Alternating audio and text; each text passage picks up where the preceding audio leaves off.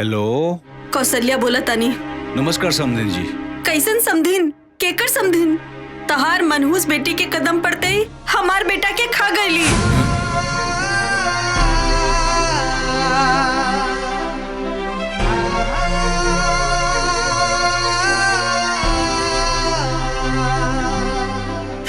इतना फोन मत करिया, समझला? हमार तोहार कोनो रिश्ता नहीं खे।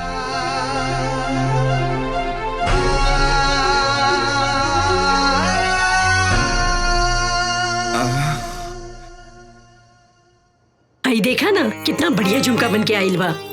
तोरा दीदी के ऊपर अच्छा लगी? बहुत अच्छा लगी। चूड़ियों बढ़िया बा। देखा सब अच्छा बा। अरे का हो गई? बस कुछ हो ना माँ। तोहार सुरभि दीदी चल जी है ना, तू ही तो हमरे पास रहबो ना। हमकी सुरभि दीदी के खूब खूब याद आई। हाँ बेटा, हमू के आई। तू ही तो हमारा सब कुछ बाड़ू ना। सुनंदा उठ, चल का चल हो गइल रे? हमार बिहार में डांस ना करबू, उठ। जा यार दीदी। बताओ कौने गाने पे डांस करबू? आगे आवो, बताओ। सोच ले बाड़ू? नहीं, अच्छा ठीक बा, कुछ भी करा। कुछ भी कुछ हमरा नहीं के मालूम, तू बतावा। उ गाने पे करना, मेहंदी लगा के रखना, डोली सजा के। नहीं नहीं, मेहंदी है रचने वाली। नॉट बैड, बतावा कैसे करबू? आप बता। मेहंदी है रचने वाली, हाथों में गहरी लाली।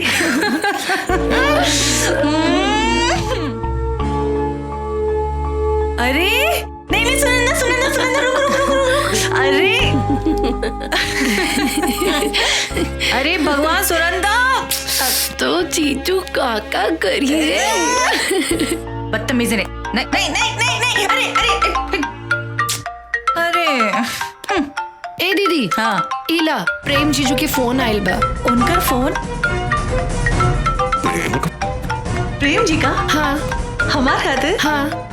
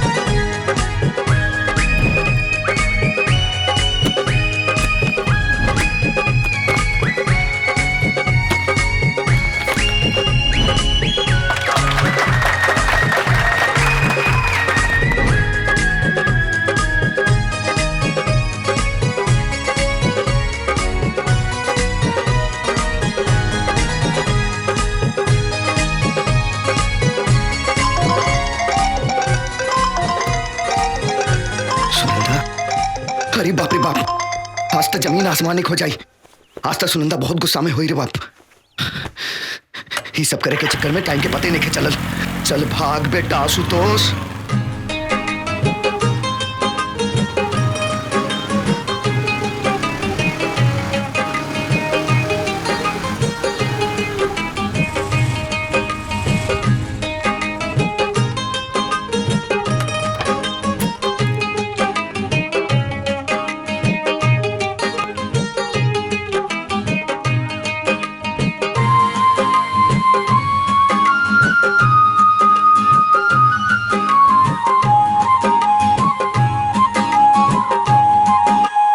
में ई गली के मासूम बच्चन से तो हम परेशान हो गए बानी।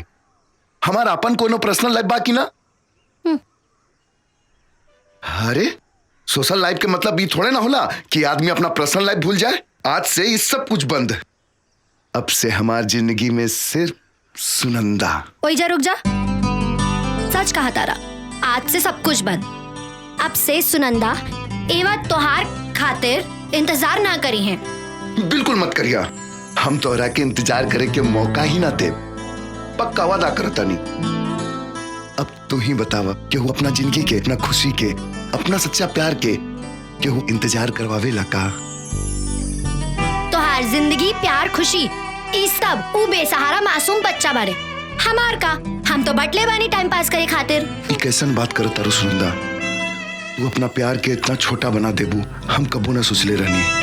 अरे तू हमरा खातिर टाइम पास ना बल्कि और ना तो का आशुतोष, हम इतना छिप छिप के तोरा से मिले खातिर आई नहीं। और तू? ठीक बा, आखिरी बार हमके माफ कर दा, सॉरी। लेकिन एक बात बतावा, ये लुक्का छिपी के खेल कब तक चली? सच कहीं तो प्यार में लुका छुपी के अलग है मजा हो खेला।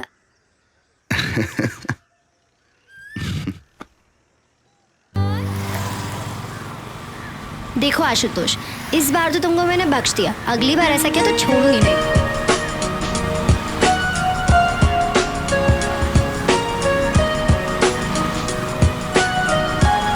बस बस बस बस।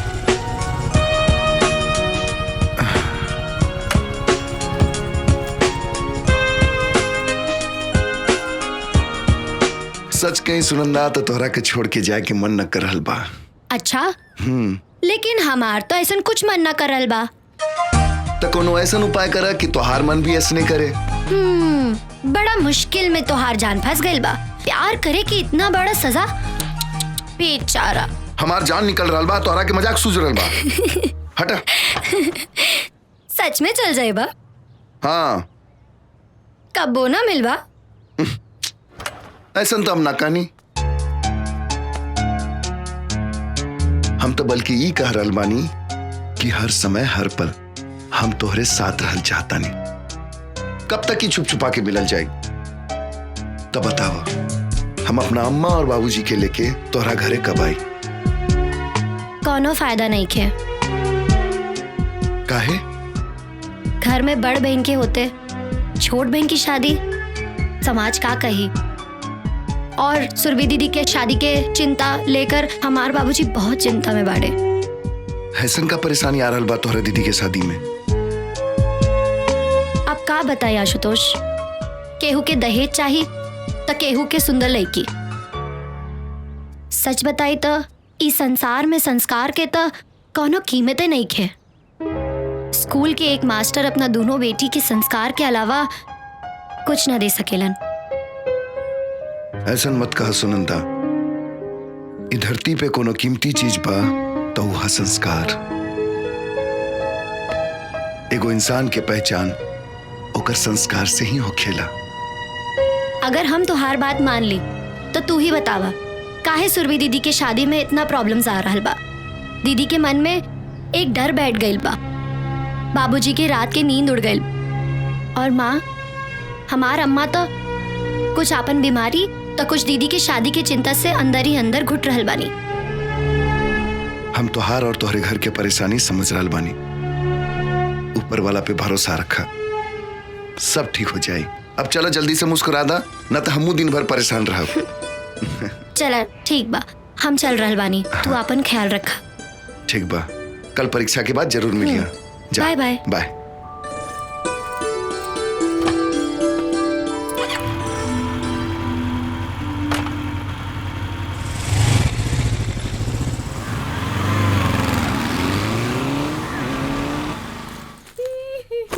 रश्मि, अरे सुनंदा, आ गईलू तू? कब से हम तोहार राह देखत रहनी ना। ई सब का बा रश्मि? इतना लइकन के फोटो? हम तो आँख बंद करके अपन जीवन साथी ढूंढ रहल बानी। मतलब ई कि ई सब फोटो हमार होखे वाला जीवन साथी के बा। बस उंगली रख के हमके फाइनल करे के बा कि हम इनमें से केकरा के दुल्हन बनब। सच? बस उंगली रख के तोहार शादी फिक्स हो जाए? हाँ, काहे कि केकरा में हिम्मत बा कि हमरे भाई के बात के मना करे। अब ई लोग हमार किस्मत थोड़े ना डिसाइड करी हैं। हम बताए कि हम केकर दुल्हनिया बनब। अच्छा ये सब छोड़ा, ई बतावा कि एमे से केकरा किस्मत हमारे साथे खराब होके वाला बा, बतावा। वाह रश्मि, भाग्य हो तो तोहरा जैसन। हमहू भगवान से प्रार्थना करब कि अगले जन्म में हमहू के कोनो बाहुबली के बहन या बेटी बनाए के भेज। पगली।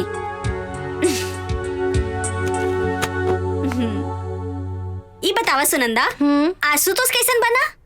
एकदम फर्स्ट क्लास। आपकी परीक्षा खत्म होके के बाद हम तीनों जने कहीं घूमे चलल जाई, खूब गुलछर्रे उड़ावल जाई। काल परीक्षा खत्म होके के बाद हम तो जाइब सबसे पहले अपन घरे। तू ही जाई हा आशुतोष के साथ थे गुलछर्रे उड़ाई। हाँ अच्छा अच्छा, तो के जलन न हुई? अकेले जाइब ता? बिल्कुल ना हुई रश्मि मैडम। अच्छा अच्छा, एक बार और सोच ले सुनंदा, तू सिर्फ आशुतोष के हमरे हवाले नहीं करत बाड़ू। अपनी जिंदगी, अपने जीवन साथी, अपनी खुशी सब कुछ हमरे हवाले करत बाड़ू। और कहीं हम लेके फुर हो जाए तो? फिलहाल हमरा से ज्यादा अफसोस तो इन बेचारन के हुई जौन तोहरा उम्मीद में ई बिस्तर पर पड़ल बाने। कहा मोहन, बाबूजी सही करल बनन का? भैया बाबूजी के बात कहूँ गलत भइल बा का? अरे देखा बाबूजी, मोहन भी रहुए के तरफदारी करल बा। वो सब तो ठीक बा, काम कब संभल बा? मतलब हम समझनी ना बाबूजी। इतना बड़ा अपन कारोबार बा, अब हमरा से संभालब मुश्किल हो रहा बा। हम चाहत बानी ई जिम्मेदारी अब तू संभाल ले। जी बाबूजी, हम बहुत जल्दी ही संभाल ले, लेकिन हम कुछ दिन और अपन जिंदगी जियल चाहता नहीं। रउआ तो जानते बनी कि बस्ती के गरीब बेसहारा बच्चन की खुशी ही हमरा खातिर सब कुछ बा। हम कहाँ मना कर रहा बानी, हम तो तोहरा इ नेक काम में तोहरे साथ बानी। सच कहीं तो हमरा के तोहरा ऊपर बहुत गर्व बा। कितना नेक दिल हमार बेटा बा। बाबूजी जे कुछ बानी हम रउआ और अम्मा के कारण ही तो बानी। फिर एक ने काम और ही कर दा, सुनंदा के हमार बहू बना के ही घर में ले आवा। अरे अम्मा ही का कर रहल बाड़ी? तोहार अम्मा सही कह रहल बाड़ी। तोहरा के कोनो मुश्किल हो रहल बा, सुनंदा के अम्मा बाबू से हम बात कर ली। ना ना, ऐसा कोनो बात नहीं है बाबूजी। दरअसल सुनंदा के बड़ बहन के शादी जब तक नहीं हो जात तब तक बात करल ठीक नहीं है। सुरभि के शादी खातिर सब लोग बहुत परेशान बा। तो ठीक बा, जब तोहरा के अच्छा लगे तब तू बता दिहा। काहे से तोहरा खुशी में ही हमनी के खुशी बा। और हाँ, सुनंदा से कह दिया कि हम ओकरा के अपन बहू मान चुकल बानी। और हम अपन भाऊजी।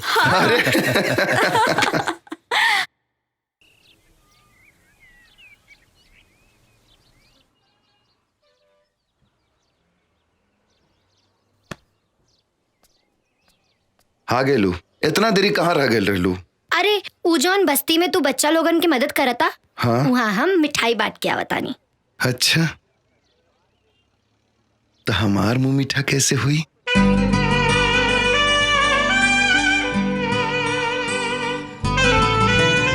देखा, तू जौन मुंह मीठा करे के सोच रहल बाड़ू ना, हमार इरादा उ नइखे। अच्छा, हम समझाई कि हम कहाँ समझ रहल बानी? देखा, जौन तू करल चाहता रू उ सब शादी के बाद होखेला। हाँ, हाँ। तो शादी से पहले का होखेला? सिर्फ मुंह मीठा। चला आवा, मुंह मीठा करा देता नहीं। अरे छोड़ बेशरम, एगो लड़की होके लेका के छड़े लू।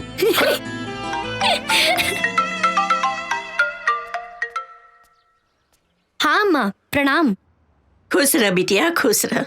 राउर तबीयत कैसन बा? अरे हमरे तबीयत का कहा बा बिटिया, बस एक बार सुरभि बिटिया के शादी तय हो जाए, हमरा के सब रोग से मुक्ति मिल जाई। हमार सांस तो बस सुरभि की शादी तक। ना अम्मा, ऐसन मत कही। हम जाना तानी सुरभि दीदी के शादी की चिंता रवा के और बाबूजी के भीतर से तोड़ दिले बा।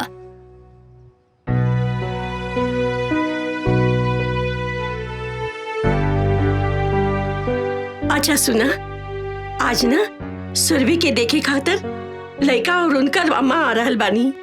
सच? हाँ बिटिया, बहुत ही अच्छा परिवार बा, बहुत बड़ खानदान बाटे उन लोगन का। बस भगवान से प्रार्थना करा कि सुरभि के ई रिश्ता तय हो जाए बिटिया। रवा चिंता ना करी अम्मा, देखी हाँ इस बार सब बढ़िया हुई। लेकिन अब तो बहुत डर लागे लागल बा। इतना लड़का हमने सुरभि बिटिया के देख के नका चुकल बाड़। ए अम्मा, बेटी के माँ बाप होके के मतलब ई थोड़ी बा कि रवा हमेशा खुद के खोजते रही। पहले तो रोवल बंद करी, खुद के संभाली और स्वागत की तैयारी करी। हम शाम में फोन करब। ठीक बा बिटिया, ठीक बा।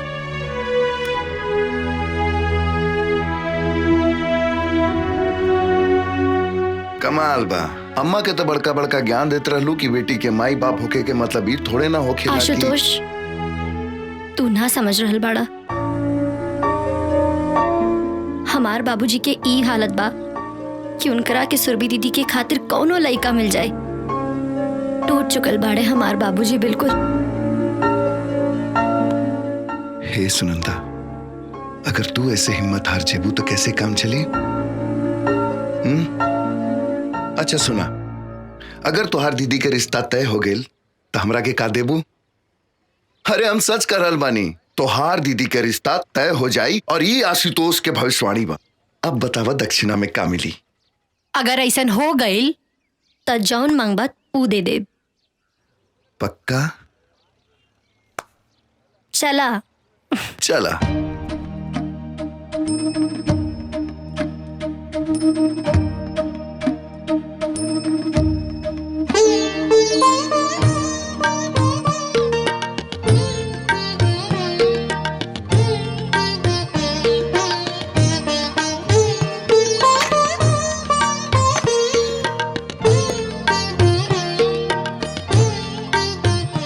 कौशल्या जी, हम अपने बेटियन के शिक्षा और संस्कार के अलावा कुछ नहीं दिले बने।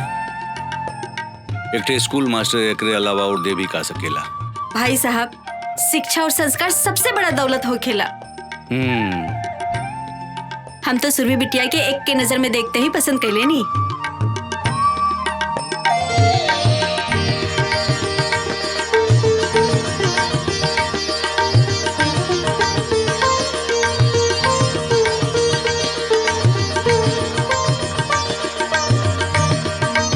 बहन जी, रहुआ हमरा सुरभि के बहू बना के ना हमने के नया जीवन देहले बानी। हमने के पास जवन कुछ बा सब प्रेम बेटा के ही बा। ना बहन जी, दहेज की बात ना करी। भगवान के दिहल हमरे पास सब कुछ बा। कमी बात है सुरभि जैसन बहू के। अब इनकरा के जल्दी जल्दी हमरे हवाले कर दी। प्रेम बेटा, अगर सुरभि से कुछ पूछल चाहत होगा तो ना बाबूजी, हमरा इनका से कुछ पूछे के नहीं है। काहे कि माँ के पसंद ही हमार पसंद बा, कि माँ की खुशी में हमार खुशी छुपल बा। तो इहो बता दा कि तोहार खुशी हमरा खातिर हमार जिंदगी बा।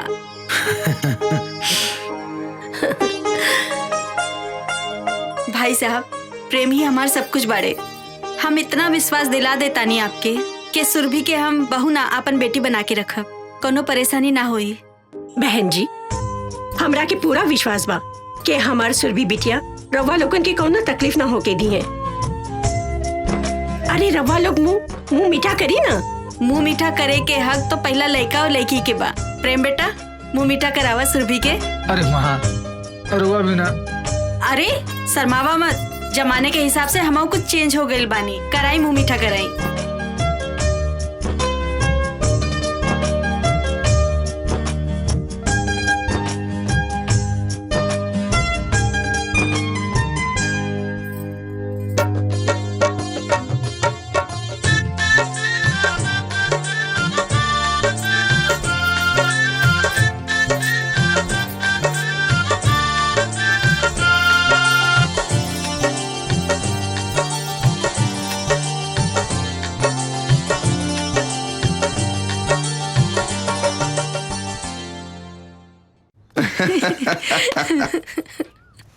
सच में आज पूरा दिन तोरा साथे गुजार के बहुत अच्छा लगल। काश ऐसने हर दिन हुई। हाँ हाँ, शादी के बाद देखब हम तोहार प्यार। बड़े बड़े रोमियो के प्यार के किस्सा हमके पता बा। प्रेमिका और पत्नी चाय और केतली की तरह हो खेली। प्रेमिका चाय की तरह गरम और पत्नी केतली की तरह। एक सेकंड। हाँ दीदी, कैसन बाड़ू?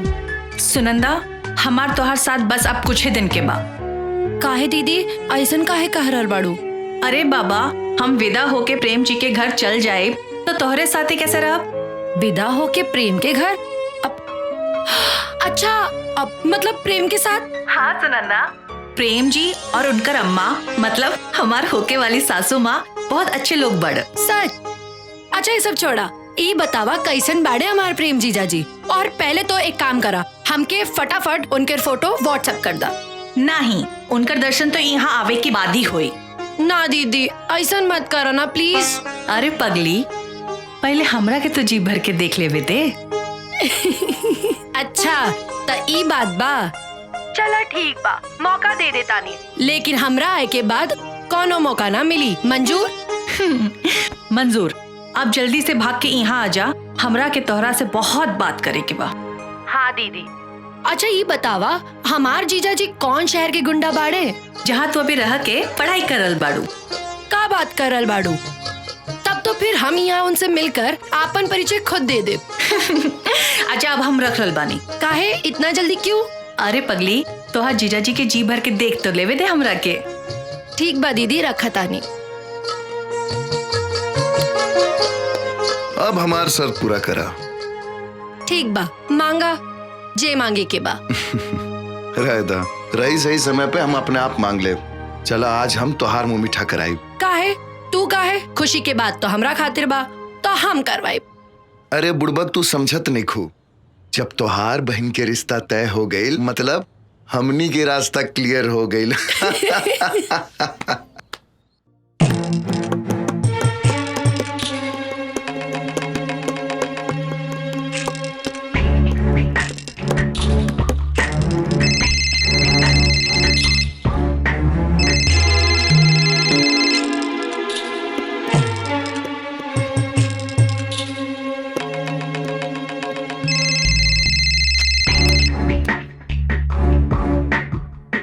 हेलो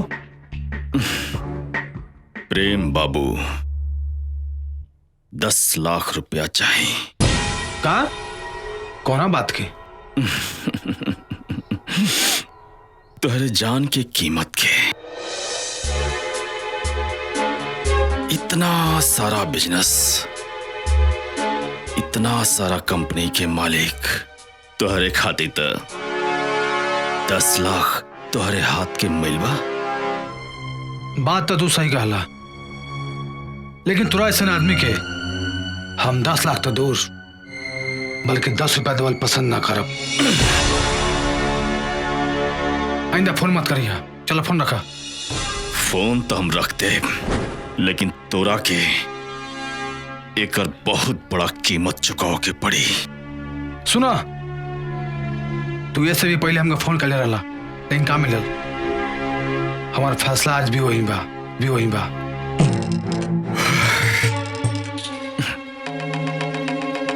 तो ठीक बा, फोन हम काट देते नहीं, और आगे समय पर ही छोड़ते नहीं। प्रेम बाबू,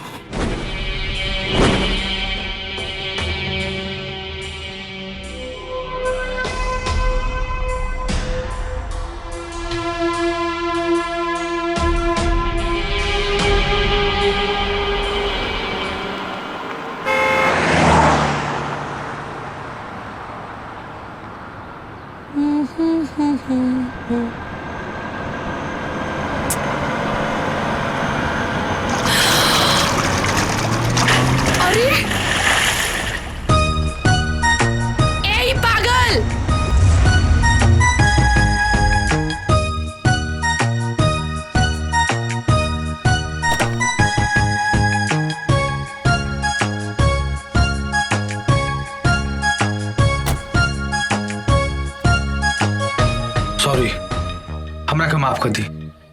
हमरा से गलती हो गई। का गलती से? हमार पूरा कपड़ा खराब कर देला।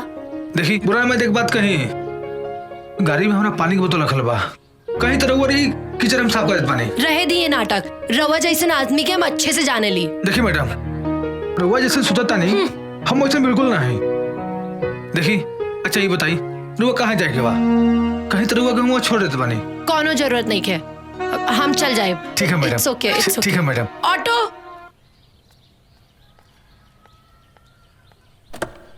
हमरा ऊपर देखा ना, पूरा कीचड़ उछाल देलस। का तो तू छोड़ दिलू काहे ओकरा के? हमके फोन करे के चाही ना। अरे हम छोड़नी कहाँ, उनकरा के हम इतना सुनौनी। हाँ। अरे उनकर तो सांस रुक गई रहे। हाँ, बेचारा हमरा से पानी पुछलस, हम मना कर देनी। अच्छा फिर का कहलस हु? कही का हमरा आगे केहू के बोले की हिम्मत भइल बा आज तक? ना केहू के ना भइल। फिर का भइल? फिर का भइल, बेचारा माफी मांग मांग के जमीन में गड़ गई। तब जाके हमरा दिल के सुकून मिलल कि एगो मर्द तोरा सामने झुक गईल, ऐही से ना? फिर आगे का भइल? फिर आगे उ हमरा खातिर ऑटो मंगवाइलस और उ में बैठ के हम तोरा लगे आ गई नी। अच्छा फिर का हम तोरा साथे एजा बैठल बानी। ना सुनंदा, हमके तो कुछ गड़बड़ लग रहल बा। का गड़बड़? कि उ तोहार पीछा पहले से करत होई, अब तोहरा ऊपर नजर रखले होई। अच्छा? हाँ, अब मौका देखते ही तोहरा ऊपर कीचड़ उछाल देलस और उहे बहाने तोहरा से मुलाकात हो गई। और का ओकर दिल तोहरा ऊपर आ गइल। साचो? हाँ। तब तो हम जा रहल बानी। ओही जा खड़ा हो खब। एक काम मालूम, एक बार फिर उ नौजवान खूबसूरत लड़का आई, हमरा ऊपर कीचड़ उछाली और हमरा हाथ पकड़ के ले जाई। तो हमार का हुई? तू कौन लड़की पे जाकर कीचड़ उछाल दी है? ए सुनंदा, हमारे जिंदगी से तोहरा दूर होके के मतलब आशुतोष के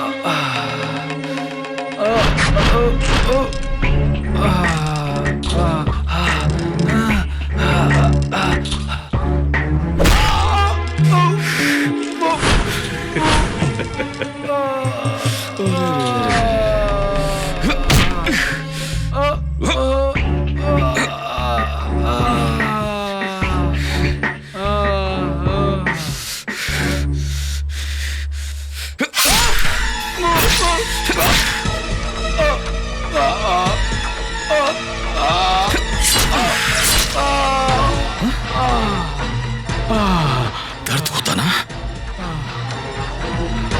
दर्द होता ना तुझे? प्रेम बाबू इतना बड़ा बिजनेसमैन 10 लाख रुपया तुझसे मांगला नहीं है? उल्टा हमारा खातिर फोन रख।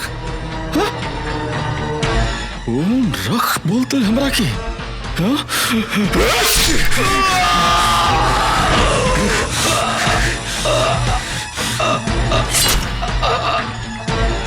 देख कितना भारी पड़ल तुके, हमरा के फोन रखे की बोला तुके कितना भारी पड़ल।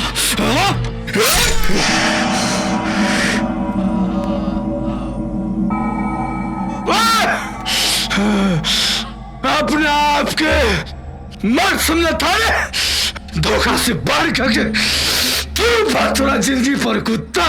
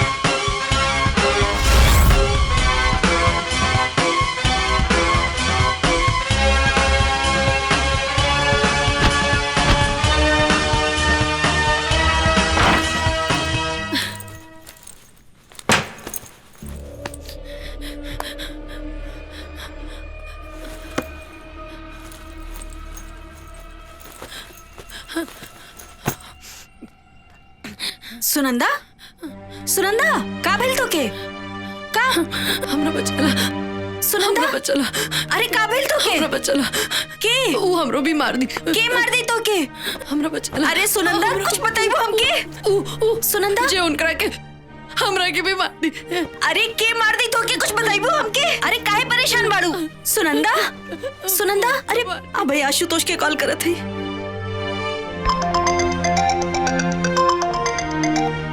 हाँ रश्मि बोला। हेलो आशुतोष कहाँ बाड़ा तू जल्दी से आजा सुनंदा बहुत परेशान बाड़ी तू जल्दी से आवा अच्छा ठीक बात तू घबरा मत हम जल्दी आवत नहीं। सुनंदा सुनंदा सुनंदा का भेल तो के बचाना हमरा के सुनंदा सुनंदा का भेल सुनंदा काहे घबरा रहल बाड़ू? हाँ का भेल बताबो। मार दी उजे सुबह हमरा पे कीचड़ फेंकलस। कुछ कालस का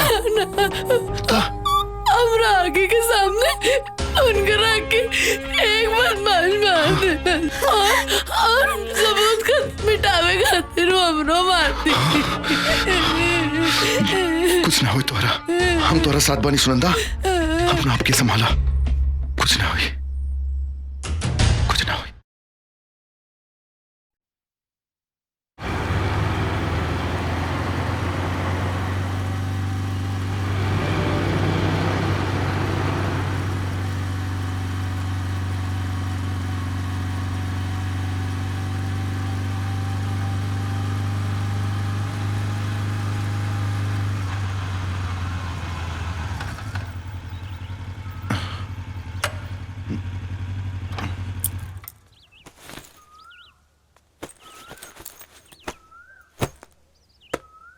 अब तू जा सब कुछ भुला के अपना दीदी के शादी की तैयारी करा और सुना अपना ख्याल रखिया अगर तोहरा के कुछ हो गए तो हम परेशान मत हो हम अपन ख्याल रखब बाकी हम तोहरा के अपना घरे भी ना ले जा सके नहीं।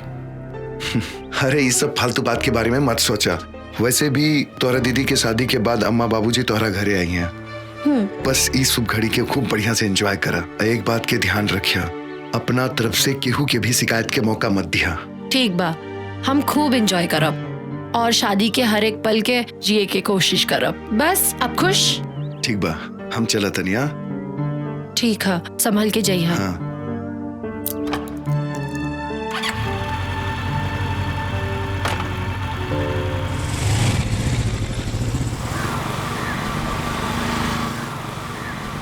ठीक बा बाय।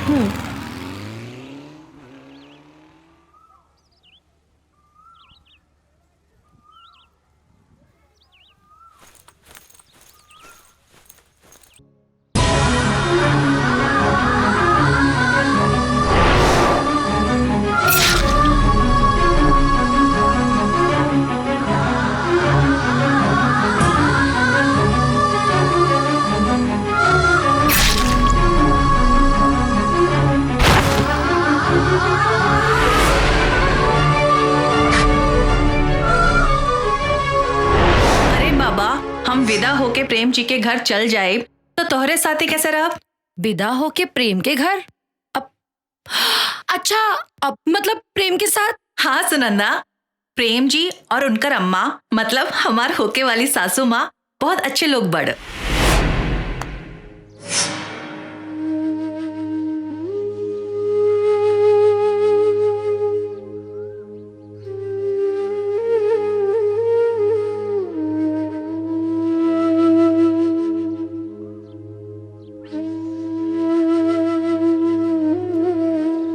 गईलू ना देख के।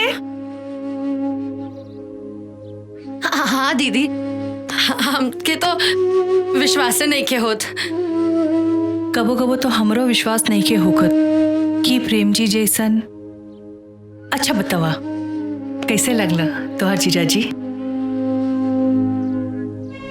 अब हम का बताई दीदी हमरा तो कुछ समझ में नहीं के आवत। अब हम का कही? सच कही सुनंदा प्रेम जी तो यहाँ से चल गए ना बाकी हमार दिल भी साथ लेके चल गए ना।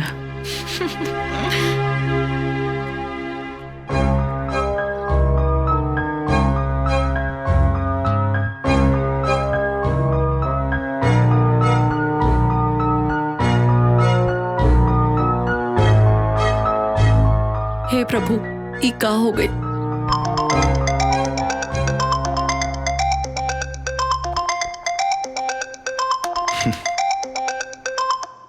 हाँ सुनंदा बोला।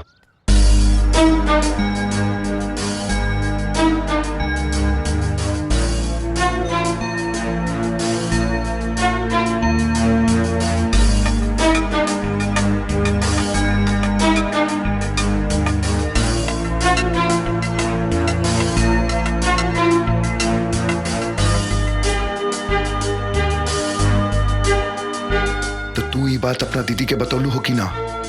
ना आशुतोष, हमार हिम्मत ना भय। दीदी तो अपन एक एक पल प्रेम के सपना में जी रहल बाड़ी। अगर दीदी के सच्चाई पता चली।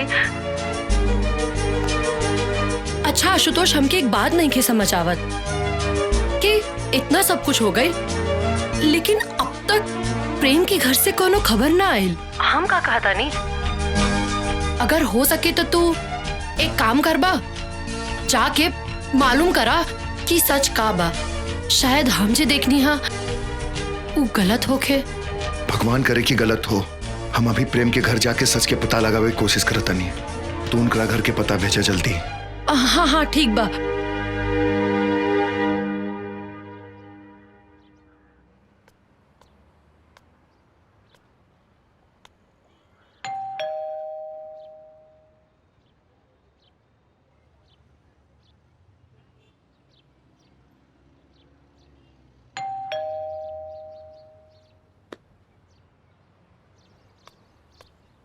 भाई एक मिनट। जी भैया। प्रेम बाबू के घर ये है ना? हाँ भैया ये बा। तो घर में केहू नहीं खे का? ना भैया, घर में केहू नहीं खे। कहाँ गए सब लोग? प्रेम के परिवार में उनके अम्मा के सिवा दूसर केहू नहीं खे भैया। तो अम्मा जी कहाँ बनी? इकलौता बेटा के मौत के उनकरा के इतना गहरा सदमा भइल की बेचारी एक बिस्तर पर सिमट के रह गईली। हॉस्पिटल में जिंदगी और मौत के बीच लड़ रहल बानी।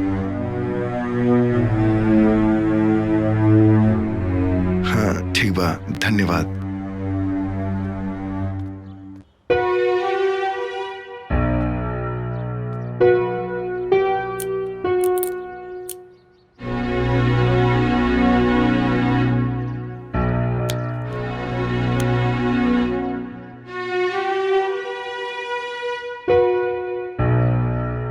हेलो सुनंदा।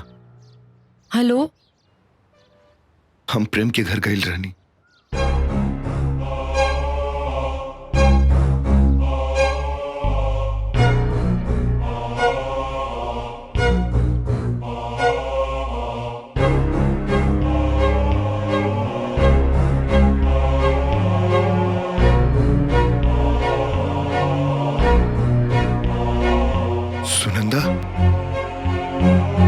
सुनंदा। हे भगवान, कौने धर्म संकट में डाल देला। वो के रहे प्रेम के मर्डर करे वाला। घरे में बताई कि ना बताई? पानी। पंडित जी कहन गई रही। हाँ तो यही महीना के आखिरी में शुभ मुहूर्त बा कहत रहा। हाँ बहुत अच्छा दिन बा। तो रउआ का सोच रहल बानी जी? सब इंतजाम तो हो ही गइल बा ना? हाँ सब इंतजाम तो होइए गइल बा। बस खाली एक कनाता टेंट वाला जोन बाटे उहे बाकी रह गइल बा। तो एक दो दिन में कर देब। हम सोचत रही हैं कि हम शहर जाके आप प्रेम के माता जी से तारीख के बारे में बात करके सब फाइनल कर देत बानी। एमे कहे कि का बाजी, जितना जल्दी शादी की तारीख तय हो जाए अच्छा रही। तो ठीक बा, हमें को काम करता नहीं। हम काले चल जाते नहीं शहर। आजे जाके प्रेम के माता जी से मिल करके उनसे सब कुछ फाइनल कर लेता नहीं। ठीक बा। बाबूजी की सच बता दी का? चुप चुप के का सुन रहल बाड़ू? कुछ ना दीदी, बल्कि हम सोच रहल बानी कि तोहार शादी में हम का करी। तू अभी सोच रहल बाड़ू और हम कब का सोच चुकल बानी। अच्छा सुनो, हम अपन ससुराल जाए और अपन पति देव के खूब सेवा करब और उनकर अम्मा के भी, और उनकरा के कबो शिकायत का मौका ना दे। सच कही सुनंदा, आजकल तो हमार प्रेम जी भी हमार सपने में आवत बाड़ो। और हमार नींद खराब करके भाग जाला। सुरभि बेटी। आई नहीं बाबूजी। हमार ए समय सच बतावल ठीक ना हुई। दीदी कितना खुश बाड़ी।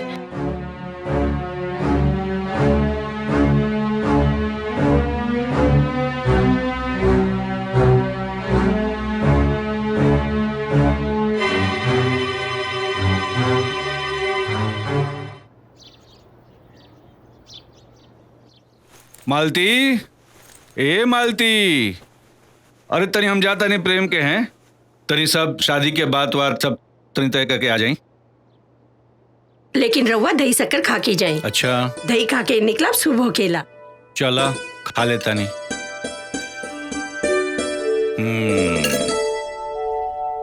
बाबूजी हाँ रास्ते में खाए के कुछ सामान बा, याद से खा लियो। चला ठीक बा। अब दीदी हम बानी ना बाबूजी के साथ में, अब तब बाबूजी के कोनो बहाना ना चले दे। बाबूजी हमके कॉलेज में कुछ काम बा, तो हम सोचनी और रौरा साथे चल के हम अपन भी काम निपटा ले और इहे बहाने अपना होके वाले जीजू से भी परिचय ले ले। ई बात बा। मालती देखा अब तो और कुल टेंशन खत्म हो गई ना। चलो सुनंदा चल जाओ, चला चला।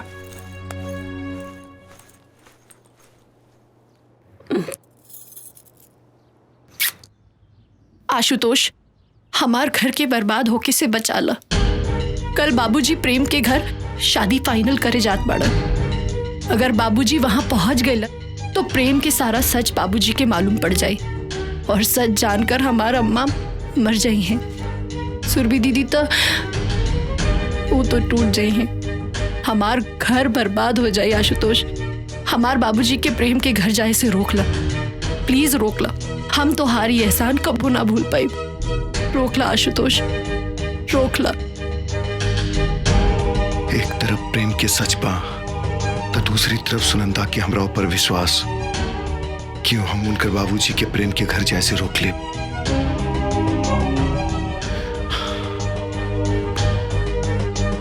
हम उनकर घर बर्बाद हुए से रोक ले, लेकिन कैसे कैसे?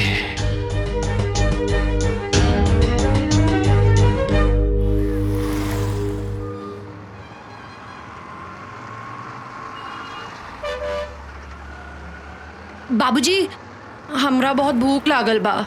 चला ला ना, देखा अम्मा का दिल बनी, खा ला। ना माँ बाबूजी आज घर के ना, आज चली कहीं बाहर खाइल जाए। लेकिन बेटा बहुत देरी हो जाई, समझल कर बात के। अच्छा चली चाय ही पी लिया जाए। बेटा बहुत देर हो जाइए, वो काम कर जाओ।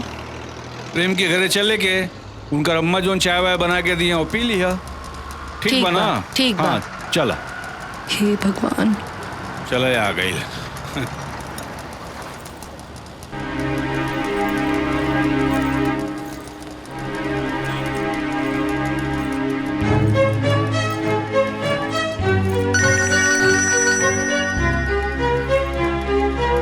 हेलो बाबूजी प्रणाम, हम प्रेम बोल रहल बानी। प्रणाम प्रणाम प्रणाम, खुश रह बेटा खुश रह। बाबूजी हम और अम्मा कुल देवता की पूजा करे खातिर गांव आइल बानी। अच्छा हम तो बेटा तोरे घरे आए रही, तोरा घर के सामने खड़ा बानी। वो शादी का तारीख तय करे करल है ना। अरे तो बाबूजी रवा खुद कर ली ना, हम अम्मा के बता दे। लेकिन बेटा हम चाहत रही कि तोरे अम्मा से एक बार। अरे बाबूजी अम्मा बुरा ना मानिए, बल्कि वो खुद कहत रहनी है कि अपना खुद के मुताबिक शादी की तारीख तय कर ली। ठीक बा बेटा, तो हम शादी का तैयारी शुरू कर देता नहीं। ठीक बा ना, गलती हमरे से हो गई। हमके बाद जौन तो फोन का के आवे के चाहत रहा। अरे कोनो बात ना बाबूजी, अपन ख्याल रखिया। प्रणाम। खुश रह बेटा खुश रह।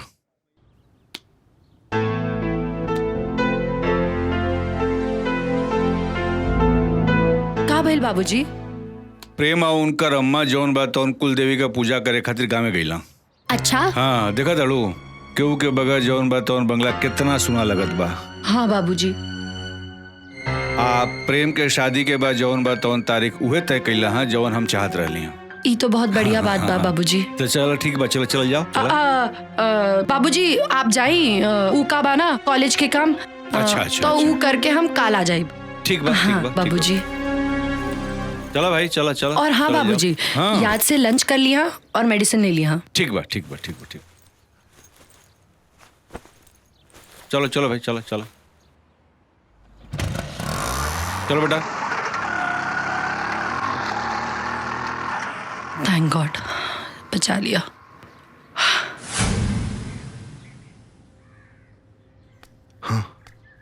हमरा के माफ करता सुनंदा। प्रेम बन के कॉल करे के अलावा हमरा पास दूसर कोनो रास्ता ना रहे। आशुतोष, तोहारी ई एहसान हम अपन जिंदगी भर ना भुला पाए। आज तू हमरा घर के बर्बाद होके से बचा लीला। आज तो मामला संभल गई, लेकिन सोचा शादी के दिन का हुई, जब घर में ढोलक बाजी सहनाई बाजी, तब कैसे? हम ई सब ना जाना था नहीं, लेकिन हमके ई पता बा कि आज से, बल्कि अभी से तू प्रेम बन के। एक मिनट सुनंदा, प्रेम बन के का मतलब है तोहार? आशुतोष, जौन जैसे चल रहा बा ओके वैसे चले दा ना। अभी भी कुछ नहीं बिगड़ल। भलाई यह मबा कि हमनी सब केहू के सब कुछ सच सच बता दी। ना आशुतोष, अगर हम सबके सच बता देब तो हमार पूरा परिवार बिखर जाए। अभी भी कुछ नहीं बिगड़ल। सोचा शादी के दिन दुनिया समाज के सामने का हुई। हम कुछ नहीं के सुने के चाहत। अगर तू सच में हमरा से प्यार करेला तो जॉन हम जैसन कहा तनी वैसा करा, और जॉन जैसा चल रहा बा बस चले दा। ना, आज तो हम संभाल लेनी, लेकिन आगे हमरा से ही पाप ना होई। और एक बात कान खोलकर सुन ला, हमार सच्चा प्यार के इम्तिहान ये तरीका से लेवे के कोशिश मत करा।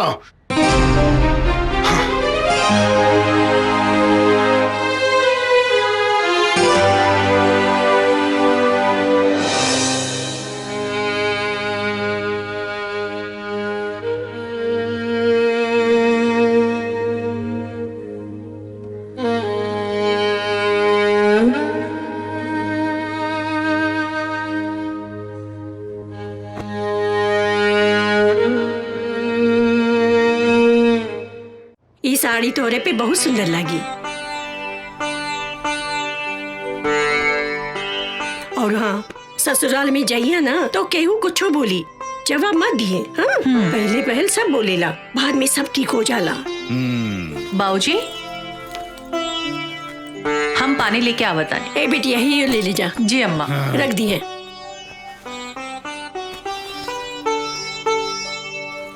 हाँ जी। सच कहीं मालती, सुरभि हमार बहुत भाग्यशाली बा।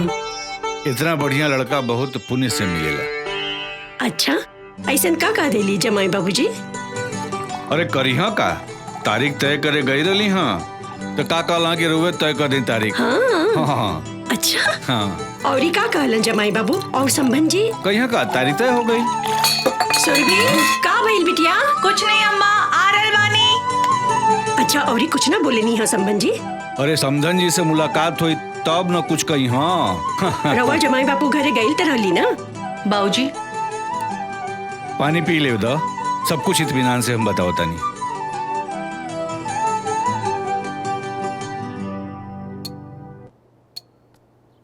लगता तू पूरा कहानी सुन ले बगैर मनबू नहीं। चला तोरा के पूरा कहानी हम सुनावत बानी।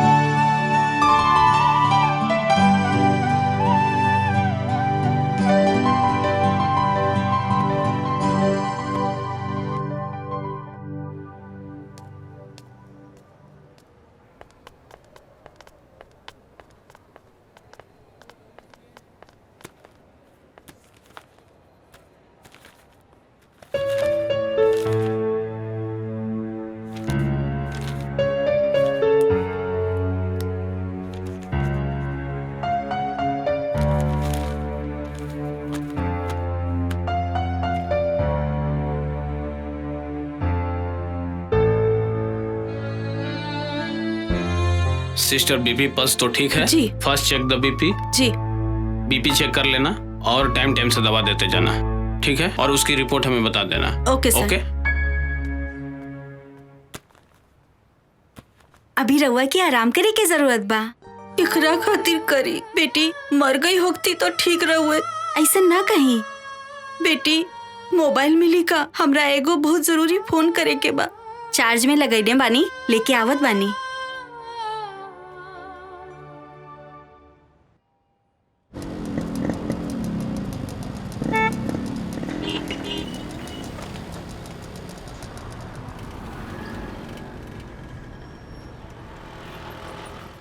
गुप्ता जी 25 तारीख के हमारे सुरभि बिटिया का शादी बा, लेकिन एक दिन पहले हमारे दरवाजा पर शहनाई बजे के चाहिए। मास्टर साहब आप चिंता ना करी, सुरभि हमारे बहन के समान बाड़ी। हम ऐसा इंतजाम करब कि लोग देखत रह जाइए।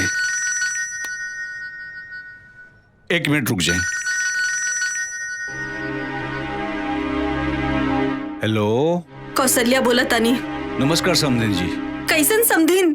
केकर समधिन? तहार मनहूस बेटी के कदम पड़ते ही हमार बेटा के खा गईली।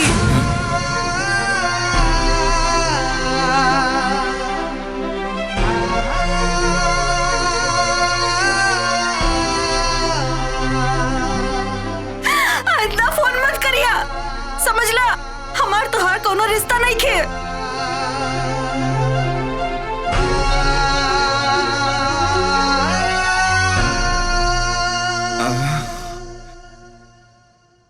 आई देखा ना कितना बढ़िया झुमका बन के आइल बा।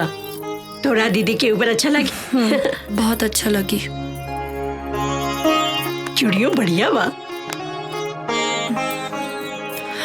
देखा सब अच्छा बा। अरे का हो गई? बस कुछ हो ना माँ। तोहार सुरभि दीदी चल जी है ना, तू ही तो हमरे पास रहबो ना। हमकी सुरभि दीदी के खूब खूब याद आई। हाँ बेटा, हमू के आई। सुनंदा, तो हमारा सब कुछ बाड़ू ना। सुनंदा उठ, चल चल हो गई रे? हमार बिहार में डांस ना करबू, उठ जा। हाँ दीदी, बताओ कौने गाने पे डांस करबू? आगे आवो, बताओ। सोच ले बाड़ू? नहीं? अच्छा ठीक बा, कुछ भी करा। कुछ भी कुछ हमरा नहीं के मालूम, तू बतावा। वो गाने पे करना, मेहंदी लगा के रखना, डोली सजा के। नहीं नहीं, मेहंदी है रचने वाली। Not bad. बतावा कैसे करबू? आप बता। मेहंदी है रचने वाली, हाथों में गहरी लाली।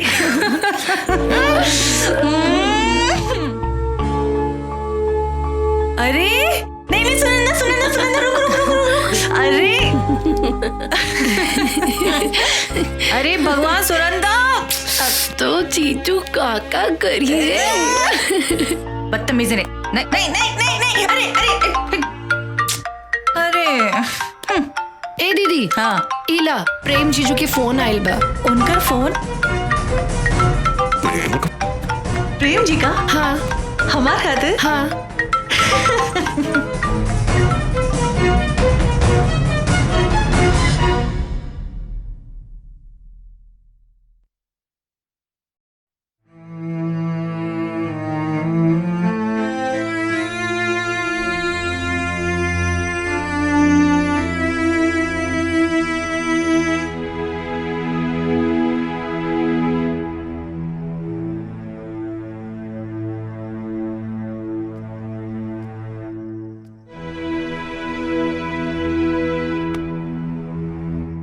बाबूजी आप? हम तोरा से कुछ बात कह चाहत रही। कहीं ना। का सच में प्रेम का फोन आए रहे? हाँ बाबूजी, काहे रवा के ऐसन काहे लग रहल बा कि आज प्रेम के अम्मा का फोन आए रहे। प्रेम का सच जाने के बाद भी तू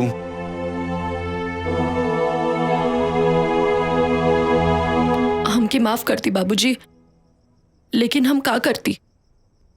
अम्मा की जिंदगी और दीदी की खुशी बचावे खातिर हम ही सब कहीं नहीं। हम तो हर परेशानी समझ सकिला बेटी, लेकिन प्रेम का सच जानला के बाद हम हो मझधार में फंस गए बानी। एक तरफ तोहरे माई के बीमारी, ओकरे बेटी के विदाई का सपना, दूसरी तरफ सुरभि का जिंदगी प्रेम का सच जनला के बाद पता नहीं होकर ये सब कैसे हो गए बेटी। ए बाबूजी, रवाई कमजोर पड़ जाए तो अब हमने दोनों के मिल के अम्मा और दीदी के संभाली के पड़ी। वो तो सच में बेटी, लेकिन ब्याह में हम प्रेम कहाँ से लाए? अब ई सब बाबूजी ईश्वर पे छोड़ दी। उहे हमनी के मझधार में फसैले बाड़े, अब उही हमनी के पार भी लगई है। और जन प्रेम का फोन आई रहे बाबूजी, वो हमरे कहे पर आशुतोष प्रेम बन के कॉल कैले रहने। हम उनका से मिलल चाह बेटी। जी बाबूजी, जैसा ना कहें। ठीक बा।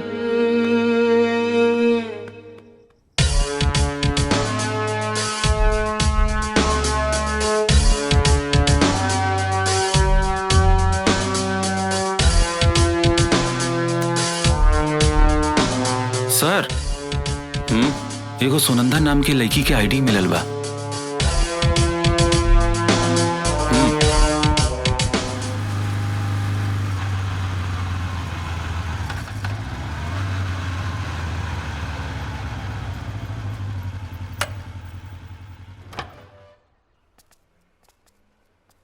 हाय आशुतोष, ई हमार बाबूजी। हाँ, प्रणाम बाबूजी। खुश रहा बेटा, खुश रहा। तू प्रेम बन करके हमारा परिवार के बर्बाद होके से बचा लेला, लेकिन एकरा आगे का हुई? बाबूजी, हम जॉन कहनी सुनंदा के खुशी खातिर कहनी। हमरा पता बा जे कुछ भी हो रहा बा वो ठीक नहीं हो रहा बा। हम तो हम लोगन के एहसानमंद बनी बेटा। तो हम लोगन अपन खुशी के दाव पर लगाकर मालती और सुरभि के खुशी देवे के कोशिश करत बड़ा। एक बाप अपना एक बेटी का खुशी छीन करके दूसरा बेटी के कैसे। लेकिन बाबूजी,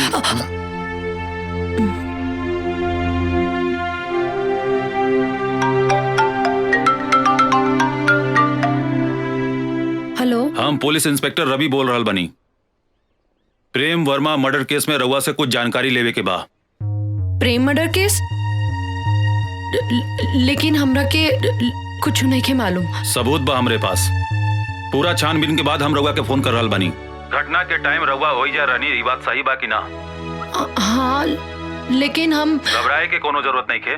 हम कहनी ना, पूरा छानबीन करे के बाद हम रउआ के फोन कईनी। बस हमरा के कातिल के बारे में रउआ से कुछ जानकारी लेवे के बा। अगर रउआ यहाँ आ जाए तो ठीक बा, ना तो हमरा के राउर घरे आवे के पड़ी। ना ना, हम आ जाए। ठीक बा।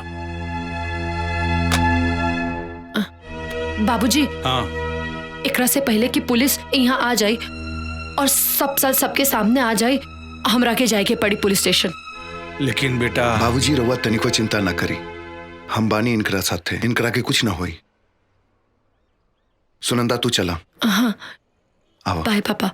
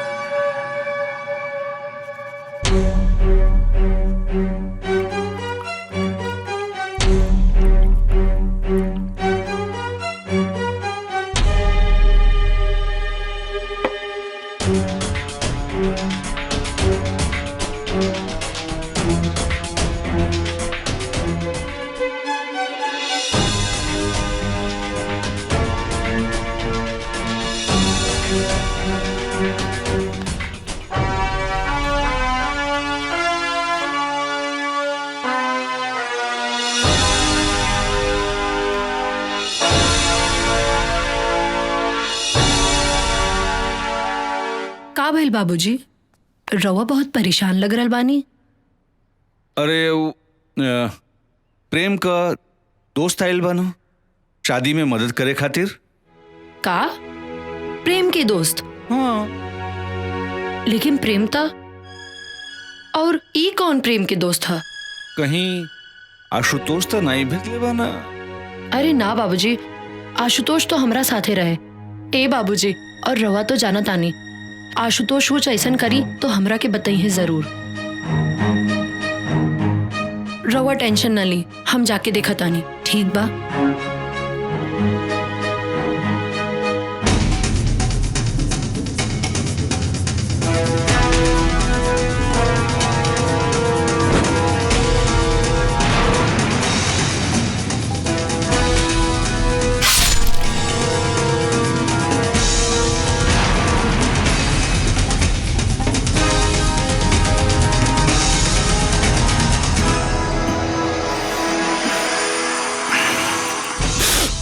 तू आ गलू, बड़ा सही टाइम पाइल वालू।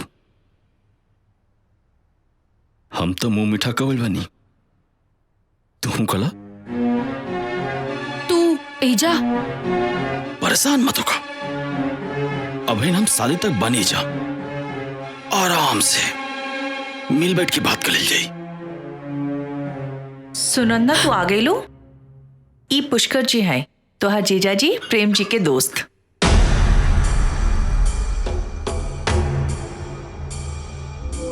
तोहार जीजा जी इंकरा के स्पेशली हमनी के मदद करने खातिर भेजले बाना।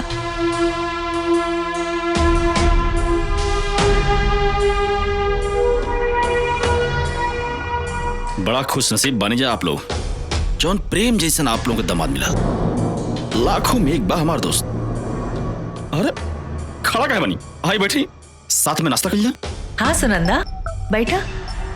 ना दीदी, हम बहुत थक गए बानी, और फिर पुष्कर जी तो शादी तक यहाँ रहे हैं, तो खूब बातचीत हुई।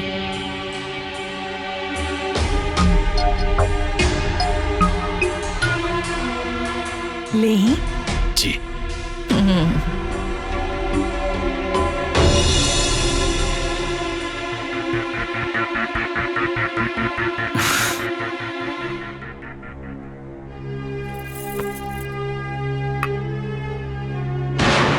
ई पुष्कर जी हैं, तोहार जीजा जी प्रेम जी के दोस्त।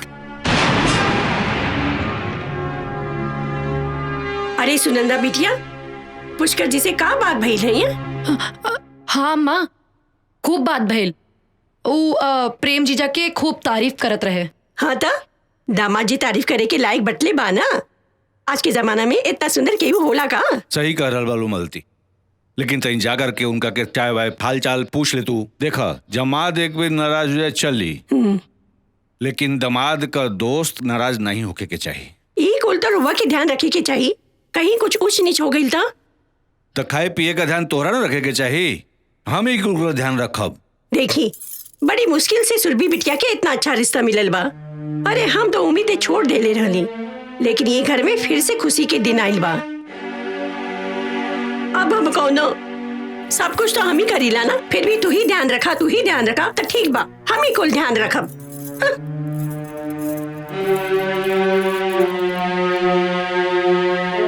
ए बेटी, मिलर उनका से के बना? बाबूजी, एक पुष्करी प्रेम जीजा की किलर बाड़े।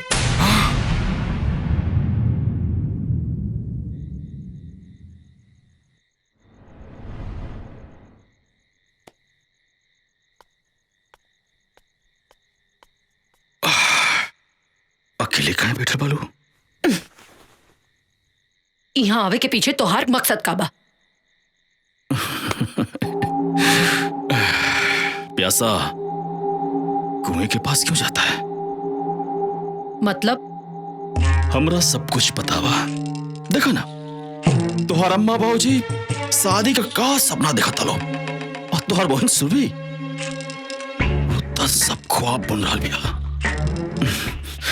हमरा समझ में नहीं आवत वो प्रेम खाती हाँ जौनी प्रेम के मार दिले बनी वो प्रेम से शादी करे खाती। परेशान बानी हम। मुंह बंद करा अपन। मुंह बंद करी बंद कर ले। तू हमार साथ था तो यहाँ से जाए खातिर का कीमत लेबा? इज्जत से जाए खातिर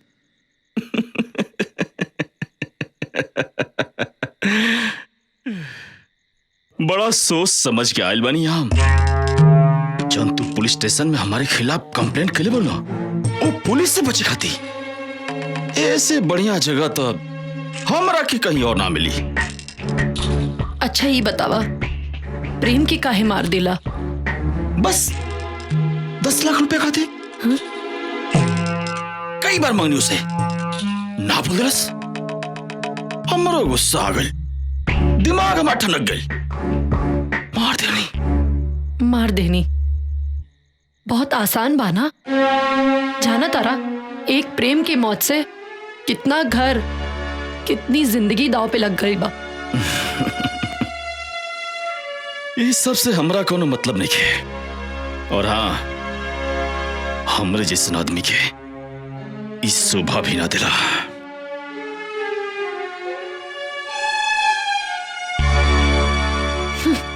बास्टर्ड।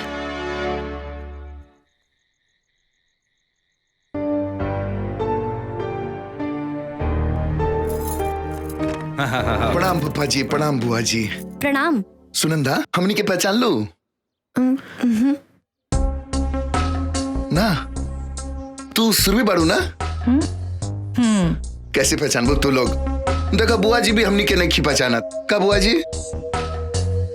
अरे ये रवि हुआ रवि। आई हुआ प्रशांत। अब तो हर उम्र होखे लगल बा। अब बुढ़ापा आ गइल बा सब कुछ भुला जाता लू। हाँ इनकर परिचय ई पुष्कर हुआ दामाद जी का दोस्त। यहाँ आयल बा ना हमनी के शादी ब्याह में मदद करे खातिर। अच्छा ये तो बड़ी खुशी के बात बा। घर के दामाद वालों के बारे में इतना सोच रहल बा। बुआ जी ऐसा दामाद तो बड़ा किस्मत से मिलेला। सच कहा दाल बचवा हमार सुरभि बेटवा बहुत भाग्यशाली बानी। इतना अच्छा दामाद हम आज तक नहीं खे देख ले। अरे दहेज में 1 रुपया नहीं खे मांगले बाड़न।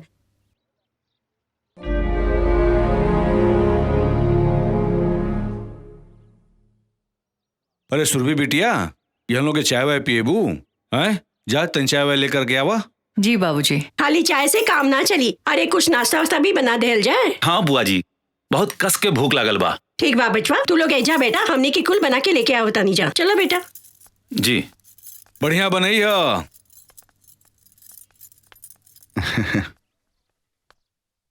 और पुष्कर बाबू बताएं प्रेम जी के बारे में, उनकर पसंद उनकर नापसंद, ताकि शादी ब्याह में कोई तरह की दिक्कत ना हो सके।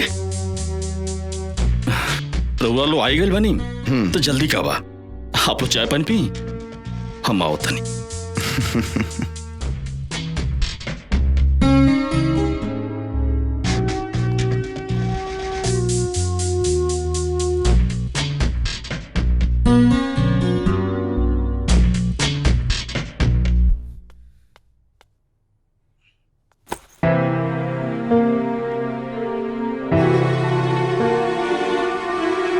अचानक ही दो रिश्तेदार आधा मकना। इस सचमुच रिश्तेदार हवा या सुनंदा का कोनो चाल बाटे।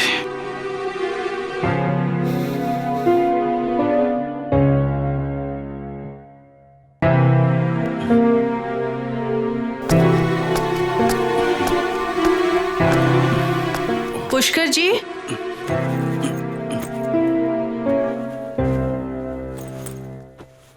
ई का आपन सामान पैक करल बानी?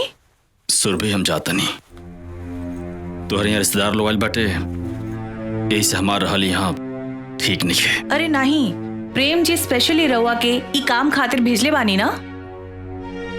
सुरभि तू टेंशन मतलब, प्रेम के हम समझा ले, और अब यहाँ हमारा रुकल ठीक नहीं है। कोनो बात जरूर बा, केहू कुछ कहलस का? अरे नहीं नहीं, केहू कुछ ना कहा, लेकिन हम नहीं चाहत कि हमारे वजह से कोनो समस्या होगे। कुछ ना होई, हमरा के बताई। सुनंदा ई नहीं चाहत कि हम यहाँ रहें। सुनंदा! सुनंदा! हाँ दीदी आई। पुष्कर जी के का कहलू? हम कुछ ना कहनी। और इनकर यहाँ रहले से तोहरा का प्रॉब्लम बा? हम कुछ ना सुनब, माफी मांगा उनकरा से। कितना मुश्किल से हमार नसीब में ई दिन देखे के मिलल बा, और तू घर आए मेहमान से ऐसा व्यवहार कइल जाला? अगर पुष्कर जी यहाँ से चल गए ना तो हम तोहरा के कबो माफ ना करब।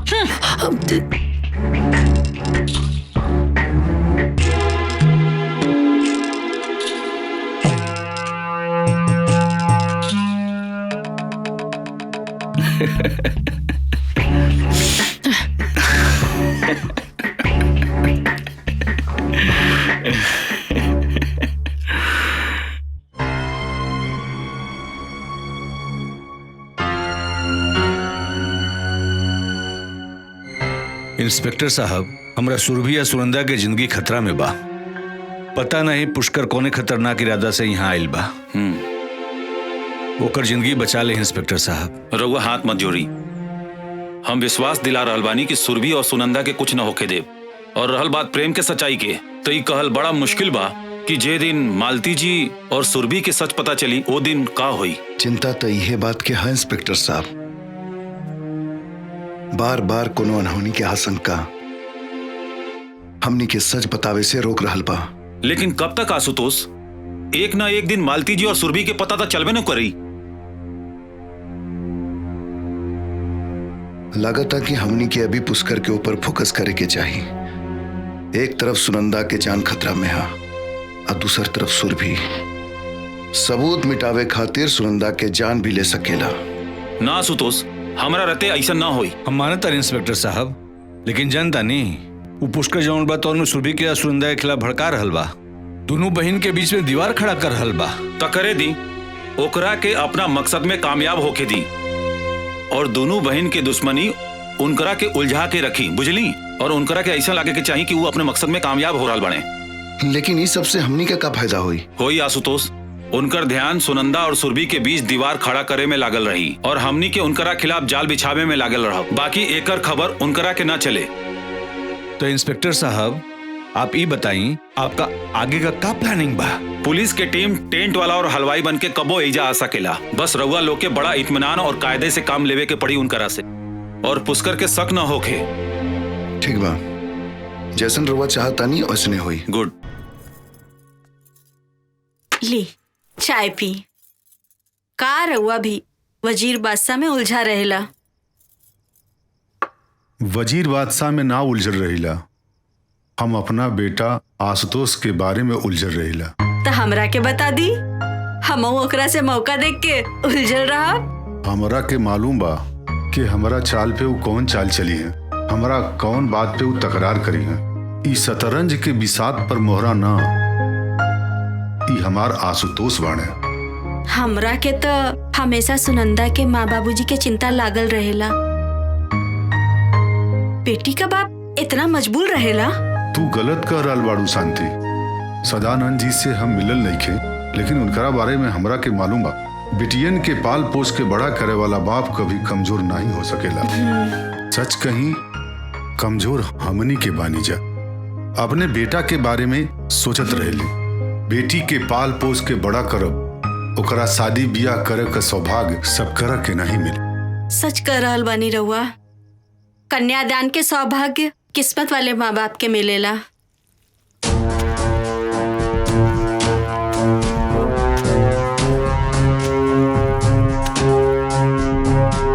ए हेने आओ, उठाओ, उठा को अंदर डालो।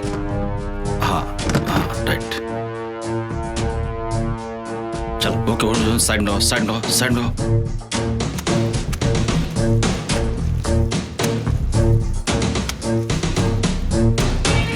हाँ ऊपर ऊपर बना के मजबूत करो।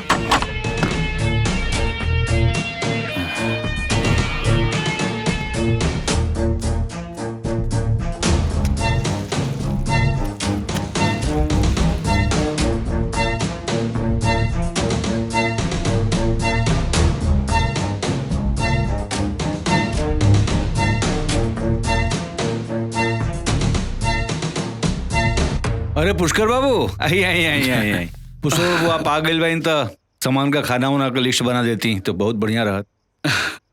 अरे काय ना बाबूजी, बिल्कुल एकदम। ई बाबूजी रवि ना? आप अपन नाव का बतलो नहीं? प्रशांत। प्रशांत प्रशांत बाबूजी, ई लो मेहमान बाटे, इनका भी ध्यान रखल जरूरी बना। और अचानक आयल बोलो बाबूजी, तो इनके बारे में सोचल हमनी के फर्ज बनता ना। ज्यादा मत सोची पुष्कर बाबू, रउआ लइका लोग के तरफ से बानी, ऐसे पहले हक राउर बा।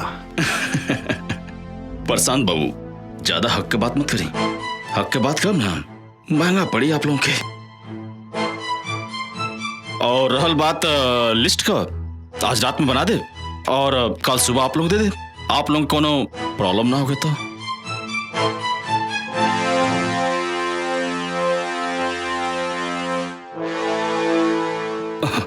अरे इतना सोचले का बात बा, आप लोग कहीं तो अब लिस्ट बना दी। ना ना, ऐसा कोनो जरूरत नहीं है, कल आराम से रउआ लिस्ट बना ली, ठीक बा? अरे भाई, ये लिस्ट बनावे के चक्कर में हमरा के मत फंसावा जा, तो हम लोगों को जवन इच्छा हो के तवन करत जा। सही कहते हैं बाबूजी, आप चलिए आराम करिए, और रहल बात हमने के सब देख लिया जाइए। आई चले। ठीक बा, अच्छा चलो तन। हमरा कुछ गड़बड़ लग रहा बा। पुष्कर के ऊपर नजर रखा, ओकरा दिमाग में कुछ तो चल रहा बा। आशुतोष, तू ओकर चिंता मत करा। फिर भी आज की रात पुष्कर खातिर इम्तिहान की रात हुई, और हमनी के खातिर भी।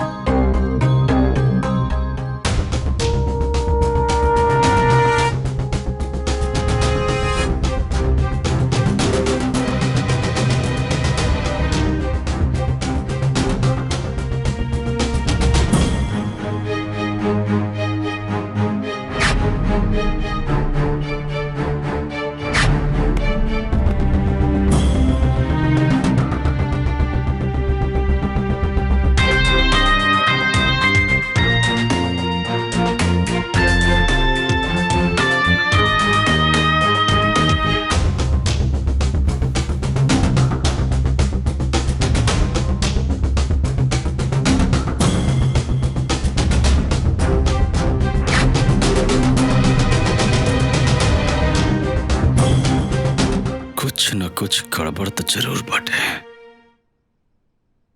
जवन सुनंदा और प्रशांत एक दूसरे के पहचाने से इनकार करता सा, अब चोरी चोरी चुपके चुपके बात करता सा।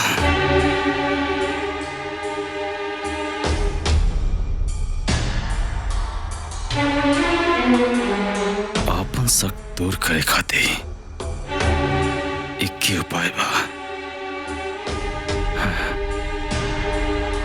एक तीर से दो निशाना।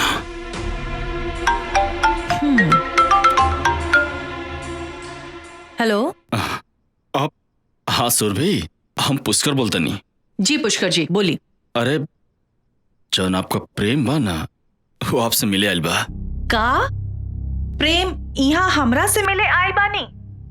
अरे वो बड़ा नासमझ बा प्रेम, हम समझो नहीं हो। कहा जाने कौन जादू आप कर दिले बानी। जादू तो हमरा ऊपर कर दिले बाना। देखा ना कमाले बा, यहाँ तू बेकरार बालू और वहां ऊ ससुरा बेकरार बा। सॉरी, तोहरे प्रेम के हम ससुरा कहनिया तो के बुरा तो ना लागल है ना? ससुरा कहे के हक रहुआ के बा, लेकिन हमार तो एक काम करा, तू फटाक से आ जा, चल के उससे मिलके खुदे बात कर लिया। कहवा? वह मंदिर के पीछे। इतना रात में? अरे हम समझाओ नहीं होकर आके, लेकिन जान तू क्या कहा था? हम इतना दूर से सुरभि से मिले आ सके नहीं रात में, और सुरभि हमसे मिले ना आ सकेली। तू तो जानता लो, ओकर विश्वास कहीं टूट गए तब कुछ भी हो सकेला। ना ना, ऐसा ना कही। हम चले खाते तैयार बानी, लेकिन घर के लोग पूछी तो हम का कहब? सच में आप एकदम भोली भाली बानी। अच्छा एक बात बताई, आधी रात में प्यार मोहब्बत की बात कर खाती कि वो अपने घर वालों के बता के भला जला। अरे एक काम करी, चुपचाप आप घर से निकले और रास्ता में हम आपसे मिलब।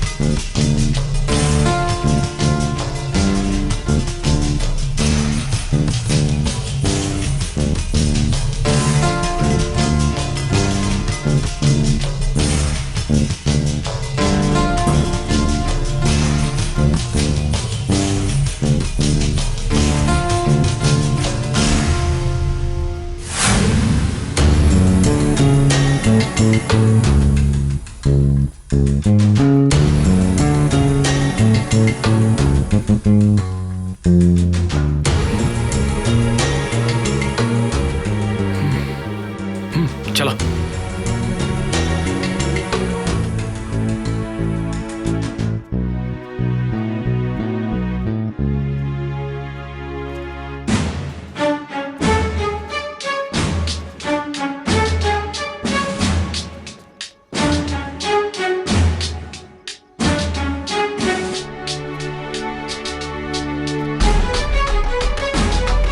इधर आओ।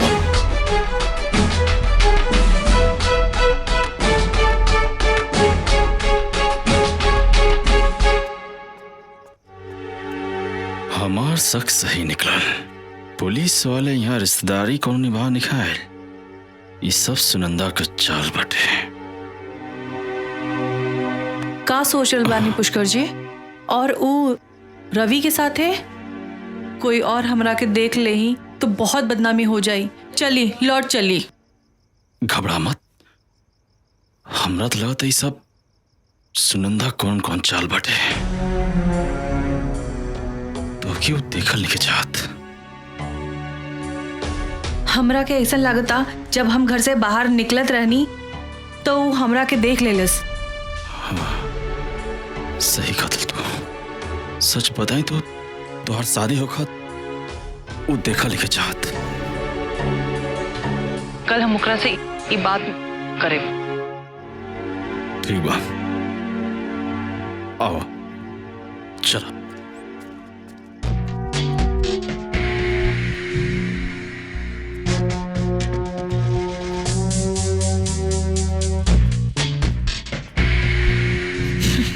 हमरा लग रहा बा कि रउआ गलत जगह लेकर आई बानी। प्रेम जी तो वो मंदिर के पास। गलत जगह ना, बिल्कुल सही जगह लेकर बानी। सुरभि जी हमको समझ नहीं ना, प्रेम जी कहाँ बानी? प्रेम प्रेम प्रेम प्रेम प्रेम प्रेम प्रेम के तो मार देनी। हाँ हाँ अपने हाथों से।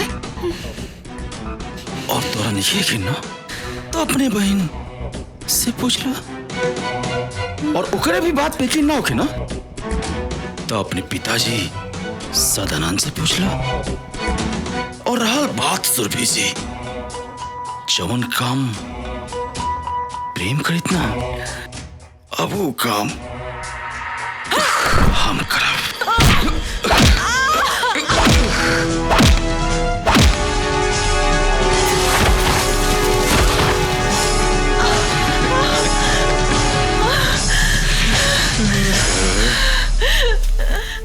कहाँ भाग के जेबू सुरभि?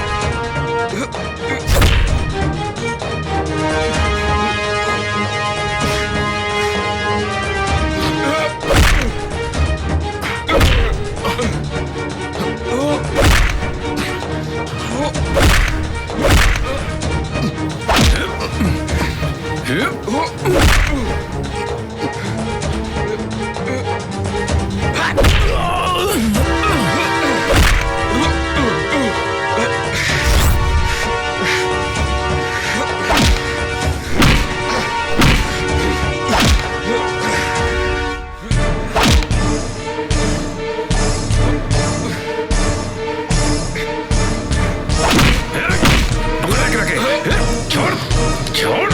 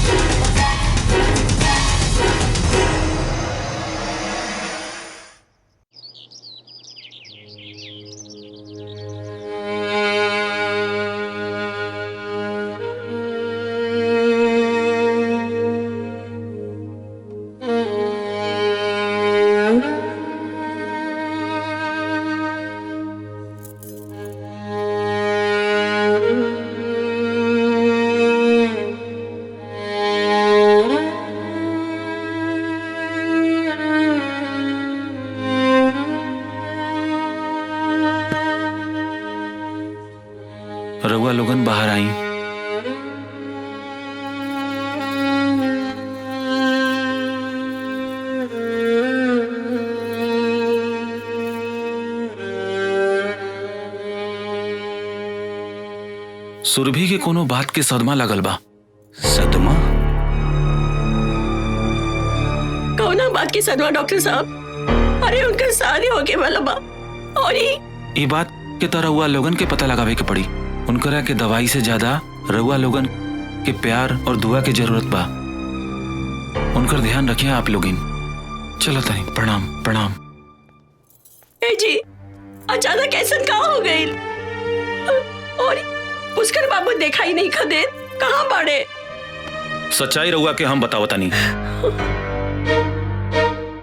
अब ना रोके लोगन, मालती जी के सच जानल बहुत जरूरी बा। पुष्कर राउर दमाद प्रेम के दोस्त ना, उनकर कातिल बा।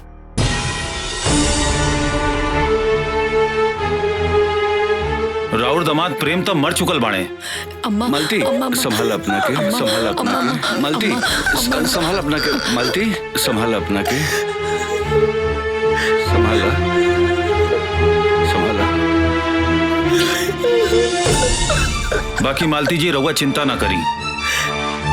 अगर रउआ लोग चाहो तो सुरभि के शादी जरूर होई। हम करब सुरभि से शादी।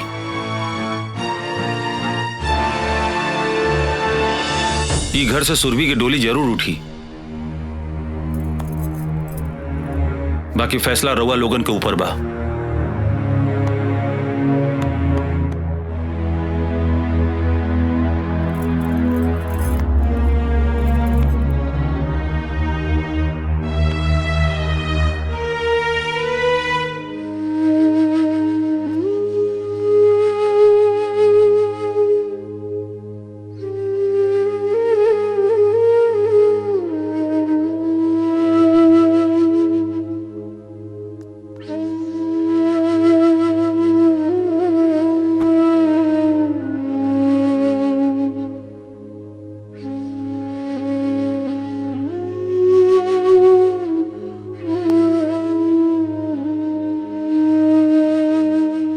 हमरे दीदी के हाथ में मेहंदी कितना सुंदर लागी ना। मेहंदी खूब सजी। वो दिन तो हम खूब नाचब। लेकिन ऐसा तब हुई जब तोहार दीदी रवि से शादी करे खातिर तैयार हो जाइए। तैयार काहे ना हुई है? अरे दरोगा जैसा पति सबके नसीब में थोड़ी ना होला। और वैसे भी रवि और सुरभि दीदी की जोड़ी खूब सजी है ना आशुतोष? बिल्कुल खूब सजी। लेकिन तब जब सुरभि चाहिए। कुछ बोला ना दीदी। हम समझा तानी कि रवा प्रेम के अपना दिलो दिमाग में बसा चुकल बानी। लेकिन इस सच्चाई बा कि प्रेम अब इस दुनिया में नहीं खे और होनी के टाल सकेला। बोला ना दीदी। रवि एगो अच्छा लड़का बा सुरभि। कम से कम अपना अम्मा बाबूजी के बारे में सोचा। रवि के स्वीकार करला, यह में घर के भलाई है। तू लोग जा यहाँ से।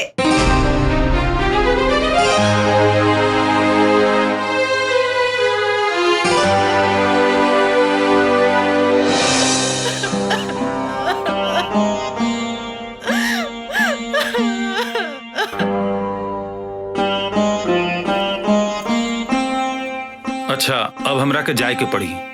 अगर सुरभि कोनो फैसला कर ले तो हम हमेशा साथ देवे खातिर तैयार बानी।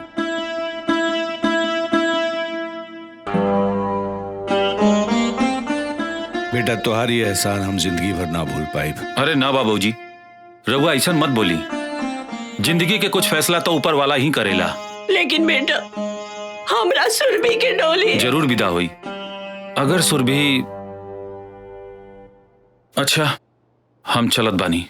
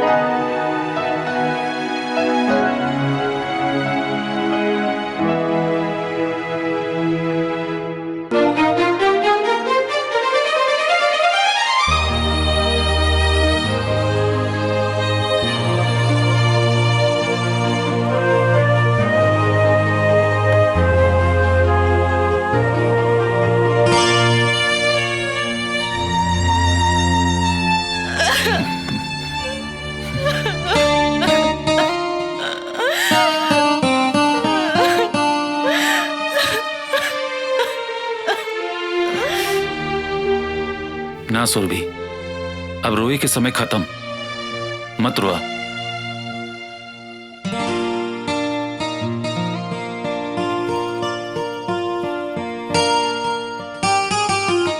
ये आशुतोष बाड़े।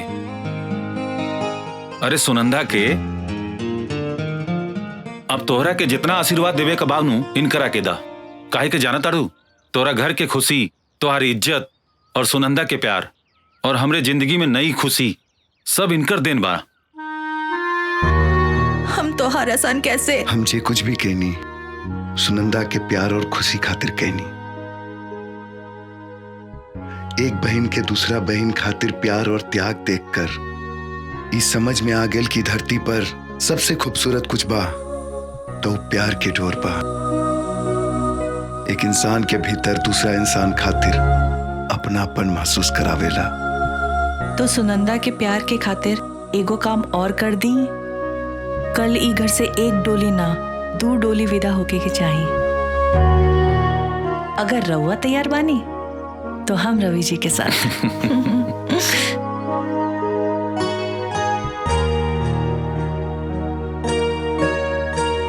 अरे मान जा आशुतोष, तोहरे साथे हमरो कल्याण हो जाई। का करी सोचब का सोचबू।